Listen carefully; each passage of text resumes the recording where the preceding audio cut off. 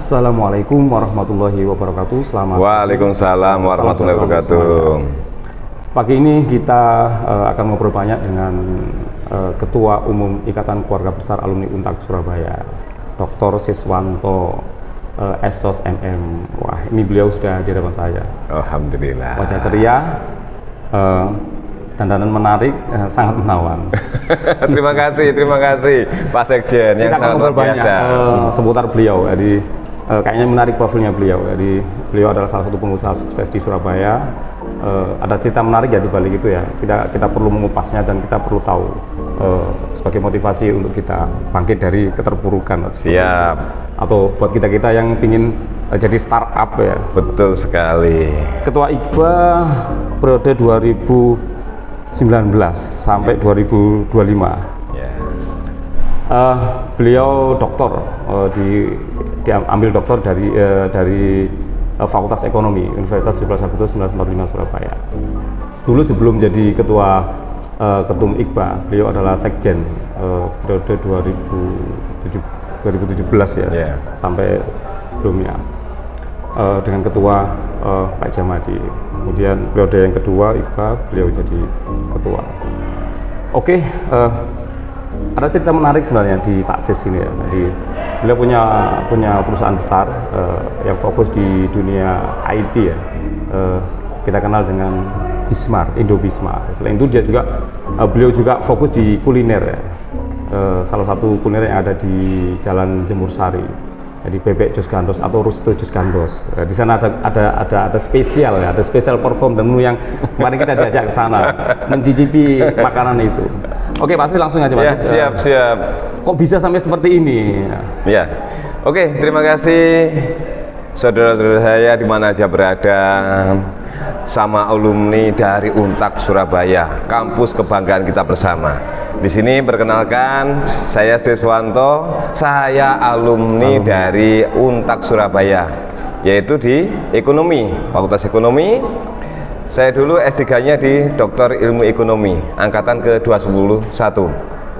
Alhamdulillah, hari ini sangat luar biasa sekali. Saya bisa ketemu sama Pak Sekjen saya, ya, Sekjen Untak, ya, dari IKBA. Lah, di sini kita akan banyak berbagi, kita banyak sharing gimana sih yang kaitannya adik-adik kelas kita, ya, lulusan-lulusan dari Untak nanti gimana supaya sebelum menerima namanya ijazah mereka bisa terserap di lapangan, kerjaan ya. Mereka kuliah sambil bekerja. Mereka lulus dari kampus bisa buka usaha. Ini sangat luar biasa. Lulus kampus langsung buat usaha. Langsung buka usaha. Bukan bekerja ya, tapi punya usaha. Buka usaha. Jadi menjadi seorang juragan, menjadi seorang bos, menjadi seorang leader, menjadi seorang entrepreneur. Nah, sini kalau usaha-usaha di perusahaan saya, mungkin teman-teman saya yang ada di mana aja berada itu kenal namanya PT Indo Bismart. PT Indo Bismart yang bergerak di bidang IT. Nah, itu Gus ya. Jadi kalau ada Oppo Cayu, Vivo Cayu, ya di pinggir jalan yang ada di sini di Beratan, namanya Jus Gandos Ponsel. Di Rungkut itu ada namanya Bismart Ponsel. Di area di Wadung Asri ada namanya Jus Gandos Ponsel. Nanti ada di area Malang, Singosari, namanya Bismart Ponsel. Pandaan, Bangil, Pasuruan, Probolinggo, Jember, Situbondo, Bondowoso, area Banyuwangi, daerah Genteng. Jus Gandos juga namanya. Iya, Jus Gandos, ada Bismart Ponsel sampai di area Jawa Tengah. Di Bantul sana. Jadi sudah merambat ke barat ya? Barat. Nah, ini adalah perusahaan-perusahaan saya yang bergerak di bidang IT, komputer dan handphone. Berapa store semuanya Pak Sis? Ini ada 24. Ya, terus kalau teman-teman saya nanti butuh namanya laptop, konsultasi dengan laptop itu di Plaza Marina. Di Plaza Marina. Nah, itu di lantai 2. Kanan kiri itu ada saya kurang lebih 8 tempat. Ya, di situ monggo. Itu nanti bisa konsultasi, pengen harganya murah, kualitasnya baik, di situ tempatnya. Kalau pengen makan enak dengan diskon yang banyak, lah itu nanti bisa di Resto Bebek Jos Gandos, Jemur Sari nomor 15A. Ini adalah salah satu usaha saya di bidang kuliner.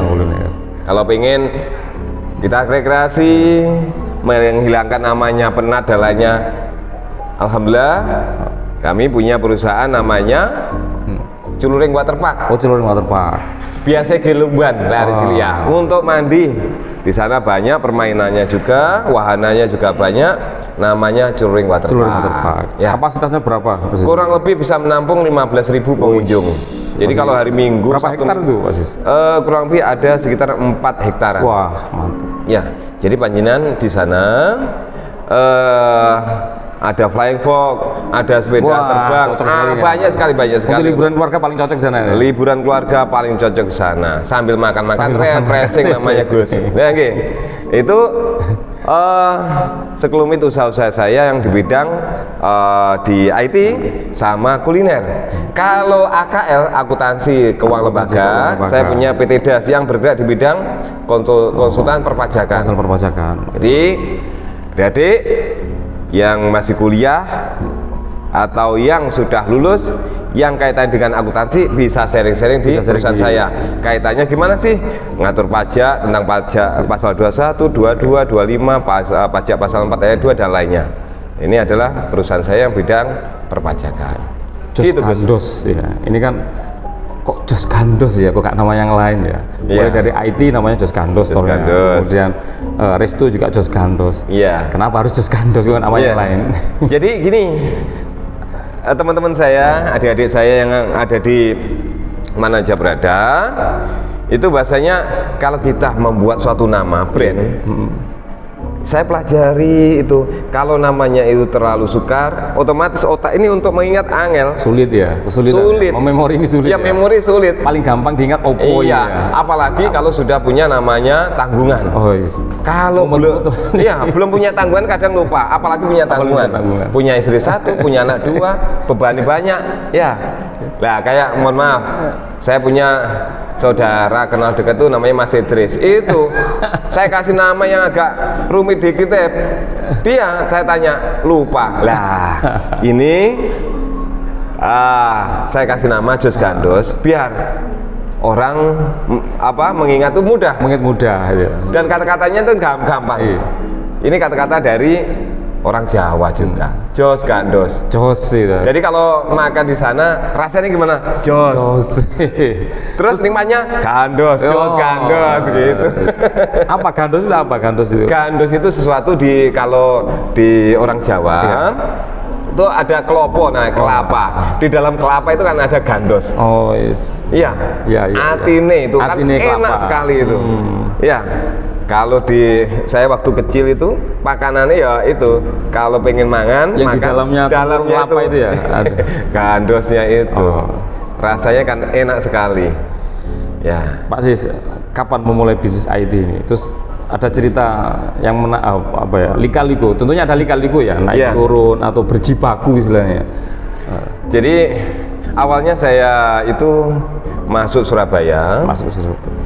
Itu dalam kondisi mohon maaf kosong. Jadi saya masuk ke Surabaya ini nggak punya sanak saudara.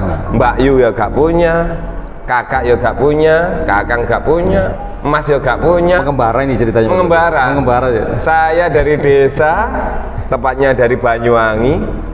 Ya, di daerah terpencil, bukan di kota, Gus. Jadi terpencil. Banyuwangi yang terpencil. Banyuwangi terpencil itu di daerah Bangurjo. Nah, sana saya lulus dari SMK karena di SMK itu punya keahlian, ya diajari tentang keahlian, tentang karakter dan lainnya. Yaitu yang saya bawa ke Surabaya.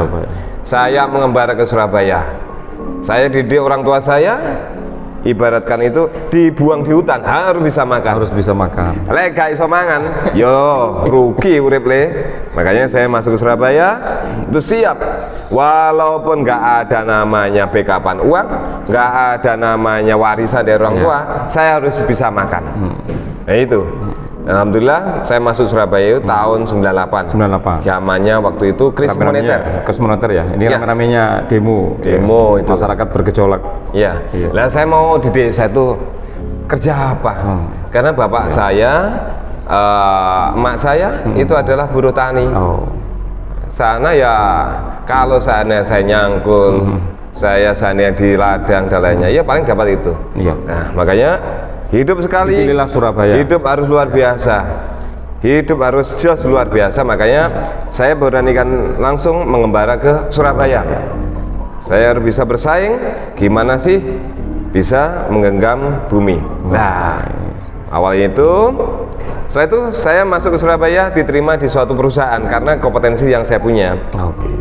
Di Pucanganom. Pucanganom. Ya, di situ saya diterima menjadi seorang karyawan. Saya banyak belajar, menjadi seorang karyawan adalah luar biasa, sesuatu yang hebat. Karena di situ saya bisa belajar tentang manajemen keuangan, manajemen tentang pemasaran, manajemen tentang promosi, manajemen tentang produk, ya, manajemen tentang MSDM. Saya banyak belajar di situ. Selang 2 tahun, ada seorang ulama, ada seorang motivator yang ngasihkan ke saya suatu ini, moto, jadi kepala cecak daripada buntutnya buaya. Dadio seorang pemimpin, dadio seorang juragan, dadio seorang bos, walaupun kecil tapi di depan. Wah itu. Dan alhamdulillah sejak itu, oh ya siap Pak Yai. Doanya Pak Yai. Mendingan jadi kepala cicak daripada ekornya buaya. Nah iya, kan buaya kan kecil tapi gede, neng buri ya. Jadi kecil tapi di depan. Tapi di depan. Nah, bismillah. Wah ini patut ini Ya. motivasi yang kuat ini. Tahun 2000 saya buka usaha sendiri. Bismillah, saya resign, saya buka usaha sendiri, saya pamit, dan alhamdulillah saya buka usaha dengan karyawan 1. Oh, siapa? Saya sendiri. Saya sendiri. Hebat luar biasa kan? Direkturnya sendiri, manajer sendiri, pakai Iya, sendiri, bahkan pemasaran sendiri, semua sendiri. Ngitung duitnya juga sendiri. Iya. Dan alhamdulillah pada waktu itu saya bergerak di bidang IT, komputer. Zamannya wartel. Di situ kan belum ada namanya laptop dan lainnya. Karena seperti itu memang wartel ya. Wartel, komputernya 286, 386, printernya masih krek LX 800 gitu ya. Masih ingat ya? Masih ingat pakai disket itu ya? Pakai disket. Nah, itu. Nggak ada flash disk. Nggak ada flash, belum ada flash disk. Plastik gitu ya. Iya, disket tuh, verbatim 3,5 dan sebagainya, bla bla bla. Nah, itu. Jadi kalau handphone kan belum ada.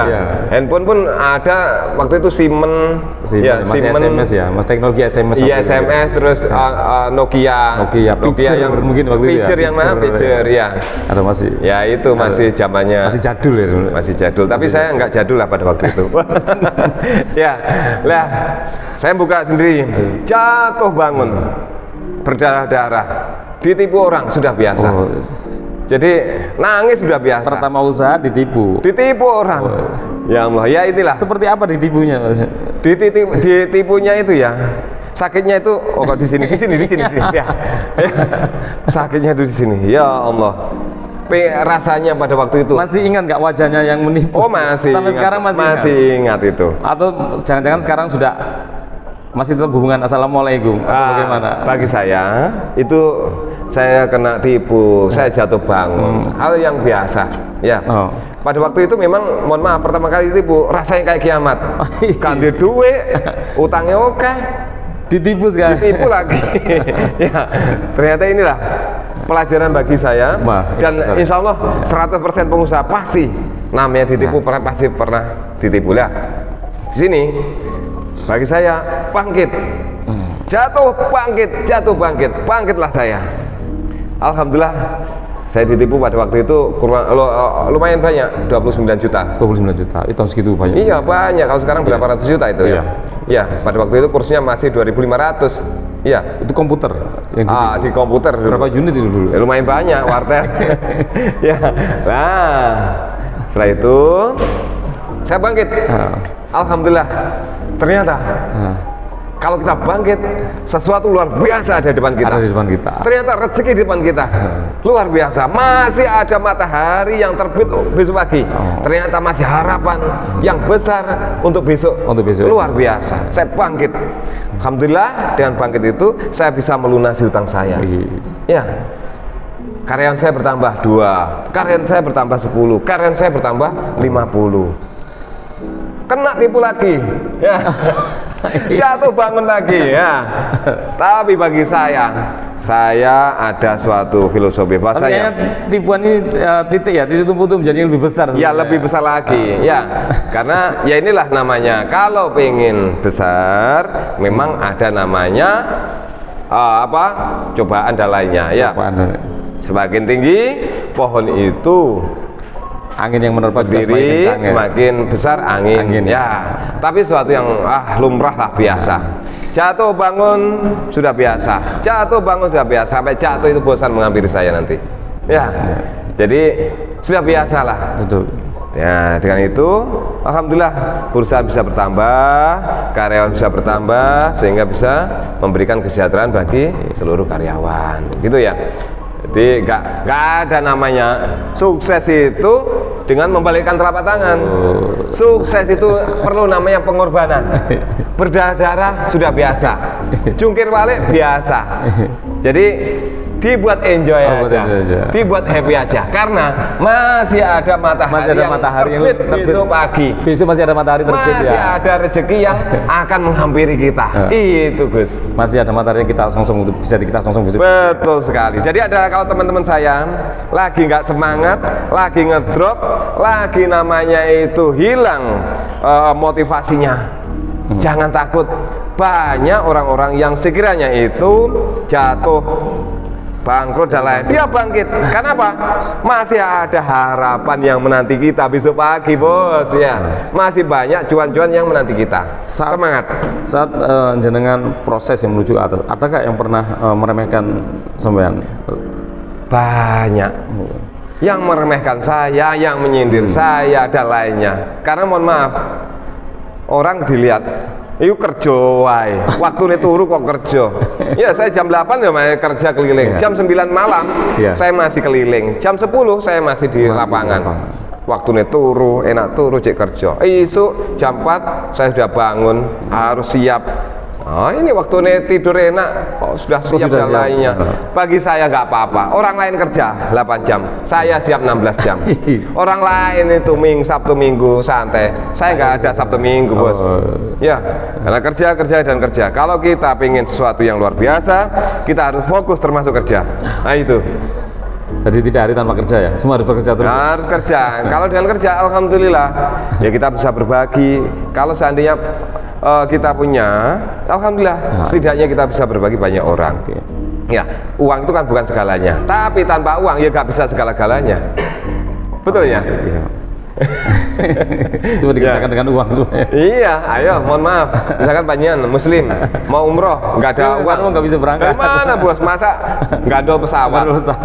Iya, nanti disemprit sama satpam itu ya. Mau haji, harus pakai paspor. Harus pakai paspor harus ada uang juga. Nggak bisa. Makanya, mau ke restoran. Ayo kira-kira. Nggak bawa uang, nggak bisa. Uang. Ya cuma ngapun lihat aja. Ya kasihan kan. Ya itu loh. Pasti cerita kampung halaman ini. Iya. Seperti apa kampung halaman jenengan? Terus hubungan jenengan dengan orang tua ini bagaimana? Iya, kalau saya masuk Surabaya ini kan itu salah satunya pengen nyenangkan orang tua. Gitu. Bagi saya malaikat yang paling nyata di dunia itu ada 2. Yaitu orang tua saya, pertama. Yang kedua adalah guru-guru saya, ustadz-ustadz saya, kiai-kiai saya yang didik saya. Ya, dulu guru-guru saya dari SMK itu mendidik saya, dan alhamdulillah sekarang ini buktinya mereka dengan tulus dan lainnya, sehingga saya bisa berhasil. Lah, kaitannya ini orang tua saya pengen sebelum meninggal dunia, aku saat meninggal dunia, saat nanti wafat ini, tolong aku pengen delok Ka'bah, pengen delok Mekah itu ya. Wong desa ya. Wong desa kan nggak aneh-aneh, pengen nih lihat Ka'bah. Alhamdulillah, wes, tunggu mak bapak. Wes gak, aku gak punya apa-apa, yang punya adalah donga dari panjenengan, saya akan mengembar ke Surabaya. Insya Allah lah, saya akan carikan rezeki 1.000-2.000, saya tabung, insya Allah nanti saya hajikan. Dan alhamdulillah tahun 2004 sebelum beliau meninggal, dua-duanya ya sekarang sudah meninggal, sebelum beliau meninggal saya hajikan selama 41 hari. Nah, itu ya saya gendong kanan kiri karena orang tua saya kan orang desa, nggak bisa baca tulis. Ya alhamdulillah berkat doa beliau, alhamdulillah pulang dari haji rezeki ada terus, mengalir, subhanallah. Doa orang tua, doa orang tua betul sekali. Jadi doa orang tua sangat luar biasa. Saya pelaku yang langsung di dalamnya. Jadi doa orang tua sangat luar biasa. Dalam tidur saya, alhamdulillah rezeki ada, dikasih rezeki. Ada orang order dan lainnya itu. Nyambung terus ya. Nyambung terus ya. Nah ini saya dari desa, orang desa yang kaitannya tiap hari, ya cuma gelut dengan lumpur, bergelut dengan ngarit, macul, angon, golek ramban. Ya, ini adalah kehidupan saya. Di samping itu juga kalau nggak ada pekerjaan dulu, jualan es lilin keliling, itu sudah biasa. Nggak kaget. Pernah ya seperti itu Pak Sis? Oh pernah Gus. Itu waktu di Banyuwangi? Waktu di Banyuwangi. Saya jualan es lilin sudah biasa. Kalau rame itu waktu zamannya panen. Kalau panen padi banyak orang berkumpul ya? Wah, banyak orang ya? Itu sehari kadang habis 3 tremos. Tremos, saya kan mbak tremos. Itu lari sekali. Tapi kalau zamannya rendeng itu hujan. Kalau dulu kan ada musim hujan, musim kemarau kan. Ketiga atau kemarau ya. Bahasa Jawa kan ketiga ya. Kalau sekarang kan nggak ada nama musim nggak ada musim ya. Iya. Lah ini kalau waktu rendeng, hujan, alhamdulillah jualan es jarang laku nih. Ya sampai jam 6 malam kadang loh masih banyak, masih utuh. Ternyata bener ini ada penelitian. Jualan es, laku gak laku ternyata bisa cair, itu loh. Laku gak laku ternyata cair, itu. Laku gak laku ternyata cair. Ya bener es ya. Ternyata sampai jam 6 malam esnya cair, gak laku cair ternyata. Berangkat pagi sampai malam bisa cair. Iya cair. Nggak sampai malam siang bisa cair. Bukan uangnya yang cair tapi esnya yang cair. Ya itu. Saya ini ternyata. Perjuangan jualan es gak laku dan lainnya. Tapi bagi saya ini memupuk mental kita supaya mental kita mental baja. Ya kalau di lapangan kita nggak takut, kalau kita di lapangan jatuh sudah biasa. Karyawan berapa sekarang Mas? Karyawan sekarang ya ada lumayan lah, hampir 800-an. Mendekati 1.000 ya? Ya. Ini menyebar di seluruh Jawa ya? Betul, di Jawa, ya, Jawa Tengah, Jawa Timur. Ya. Tips Pak Sis untuk menuju sukses apa dari? Kalau kata-kata sendiri bukan dari kata orang lain. Jadi kalau bagi saya ini kan belum sukses. Saya masih banyak belajar. Ya. Adik-adikku semua anak-anak dari mahasiswa Untak atau teman-teman saya, kakak-kakak saya, alumni Untak Surabaya. Insya Allah ini perjalanan hidup saya. Semua manusia itu dikasih kesempatan untuk menjadi orang sukses. Uang biasa yang jadi orang sukses banyak. Uang melarat yang jadi orang sukses banyak. Menjadi konglomerat banyak. Ya, uang dengan keterbatasan fisik yang menjadi konglomerat miliarder juga banyak. Yang nggak ada satu, uang malas jadi orang sukses. Nggak ada itu. Nggak ada namanya ceritanya uang malas jadi orang sukses. Makanya adik-adikku semua, ayo semangatlah. Song-song masa depan yang lebih cerah. Kita semua dikasih kesempatan oleh Tuhan. Allah Subhanahu wa Ta'ala itu dikasih kesempatan untuk menjadi orang sukses. Tinggal kita aja menjalaninya. Kalau kita malas, yuk gak jadi bos. Kalau kita semangat, insya Allah rezeki itu menghampiri kita. Bukan kita yang mengejar rezeki, tapi rezeki itu mengejar kita. Itu. Tokoh idola Pak Sis? Kalau tokoh idola saya itu adalah satu, Nabi Muhammad. Mantap. Ya. Tokoh idola diulang. Tokoh idolanya adalah Nabi Muhammad. Ya. Lagu yang sering didendangkan sama Pak Sis apa ini? Kalau saya lagu itu kan wong desa, lagu saya kan selawatan. Nggak bisa saya. Nggak ada lagi lagunya kecuali lagu-lagu lain saya nggak bisa. Kalau seandainya di apa lagu rock, lagu di restoran saya kan ada lagu live. Iya, live musik ya, live musik. Untuk nyanyi. Wah, mohon maaf kalau daripada saya nyanyi lebih baik post up aja. Mawar bana sampai gini selawatan. Saya selawatan itu bisanya. Ya wong desa, ya. Dikaruniai anak berapa sekarang? Kalau sekarang, alhamdulillah saya sudah punya anak 4, ya, jadi 4 dari istri saya. Jadi yang satu sudah kuliah, yang kedua masih kelas. Diarahkan kemana ya anak-anak Pak Sis? Anak-anak diarahkan kemana pendidikan? Satu nanti sebaik-baik manusia itu bisa bermanfaat bagi orang banyak. Gitu. Jadi anak-anak saya ini nanti pilih nduk supaya nanti bisa manfaat kanggo wong akeh. Nduk yayasan yatim piatu, punya pondok pesantren. Yang paling penting ya. Ya. Di dunia kita harus bermanfaat untuk orang sekitar kita. Okay. Makanya di sini anak saya ini saya pondokkan. Ya.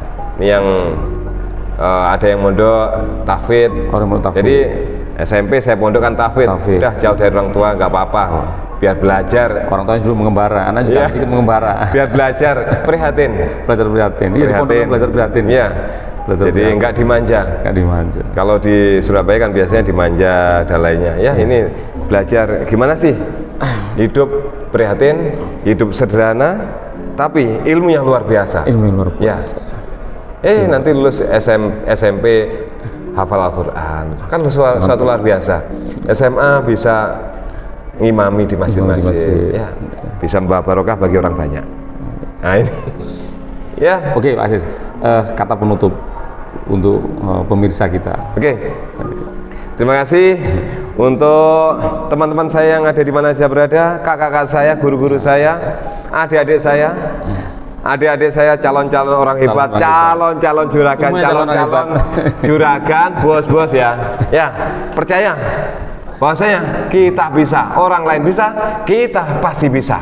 Ya, karena apa? Orang lain makanannya ya nasi, kita pun nasi, kecuali orang lain makanannya kayak menyan dan lainnya. Lah, makanan nasi kita pun masih apa yang kurang? Sama makan ya. Ya, jadi adik-adik semua bercita-citalah setinggi langit. Kalaupun kalian nanti jatuh, kalian masih jatuh di antara bintang-bintang. Sekian. Mantap. Jatuhlah di antara bintang-bintang, bukan jatuh di antara yang lain. Ya.